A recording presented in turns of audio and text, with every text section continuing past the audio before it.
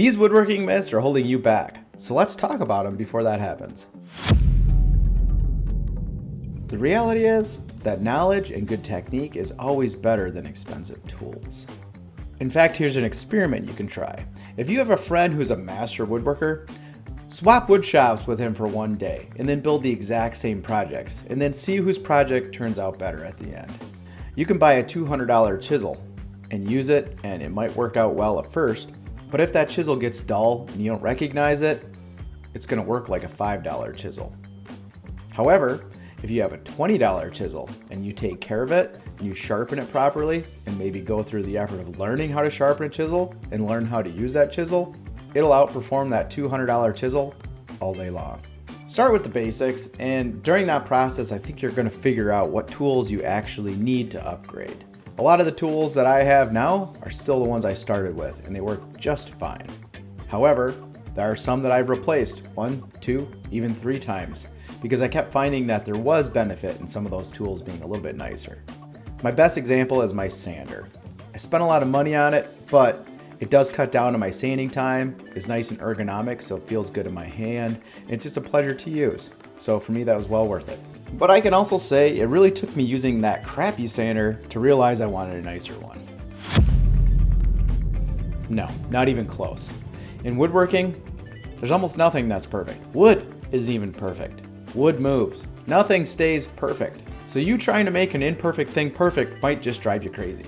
Even at the highest level of woodworking, woodworkers make adjustments, they use shims, they hide their mistakes. In fact, some might even say what makes you a great woodworker is your ability to hide mistakes. It's actually a really good skill to have. Matter of fact, I think I made the biggest strides in woodworking when I started learning all the techniques and how to hide your mistakes. Perfectionism equals paralysis. If you focus on one thing for too long, you'll never finish your project. It's far better to finally finish your project than to leave it unfinished yet perfect. Don't focus on perfection, focus on enjoying the process, focus on learning, and focus on doing your very best. After that, nothing else matters. And before I get on to my third myth, I'd like to ask you guys to like and subscribe to my channel. It really helps me out and costs you guys nothing. Thanks in advance, I really appreciate you guys. Well, first off, these days plywood isn't even cheap anymore. But the reality is, in most cases, plywood and dimensional lumber is affordable, strong, and versatile. And plywood's also super dimensionally stable, so it's great for making jigs and fixtures, or even cabinets. And this is why you'll see some of those pros even using them for jigs, fixtures, especially cabinetry for their workshop or workbenches or miter stations. Plywood and even dimensional lumber is great for all sorts of things. Some of my first projects that I built were completely out of 2x4s from Home Depot. They turned out great. And honestly, I still have some of that furniture in my house to this day, and I love it. Some of that dimensional lumber from like Home Depot or Lowe's, that stuff's especially great when you're doing like rustic style projects where it doesn't need to have perfect edges or need to be perfectly straight. So bust that stigma. Good results come from a good design and building techniques, not material snobbery. Now, there are times when you want specific materials for a certain look or because they're harder. For example, I like to use hard maple for the front of cabinets because it's hard and durable and can withstand a lot of use. And it also takes paint really well. But when you're building jigs and fixtures, plywood is amazing. When you're first starting out in woodworking, dimensional lumber from Home Depot is just fine. Definitely not. Many projects can be done with just a circular saw, a drill, and a sander. And if you don't have room for a workbench, you can do a rolling workbench, you can do a fold-down workbench like I have, or you can use sawhorses or a folding table, or heck, you can even just work on the floor if you have to. For many, many years, I had no woodworking shop. As a matter of fact, I don't even feel like I have a woodworking shop now. I have a third stall in a garage, and my car has to go in there. So I have to make do with what I have. Before I had a table saw, I built all kinds of cool projects with just a circular saw and a Craig rip cut. I even argued whether or not I needed a table saw because they took up so much space. In the end, I ended up buying my DeWalt table saw because it folds up so I can put it away in the corner, because honestly, I don't have a woodworking shop. That's also where I came up with the idea of my folding in-feed and out-feed table. The important thing is to try to work with the space that you have. And as you find obstacles, overcome them with creative solutions. Just never let yourself feel stuck. There's always a solution to a problem. You just have to think about it, or watch YouTube channels and come up with ideas. Don't get frustrated, make improvements as you can, and keep on building. Both have their place.